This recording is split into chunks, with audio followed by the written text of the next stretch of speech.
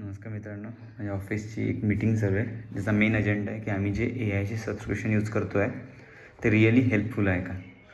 So जेवढे पण team member आहे सगळे कंप्लेन करतात आहे की आम्ही जो कोड अपडेट करायला यायला दिला होता त्याच्यामध्ये त्यांनी एक्स्ट्रा गोष्टी टाकून दिल्या आहे, त्याच्यामुळे प्रोडक्शनमध्ये इश्यू झाले आहे. So at the end conclusion हे आहे की तुम्हाला कंटिन्यू मॉनिटर करणं आहे. भलेही AI तुमचा कोड लिहितो आहे पण तुम्हाला मॉनिटर करणं आहे फॉर नो ॲटलिस्ट या टाईममध्ये तर करणंच आहे.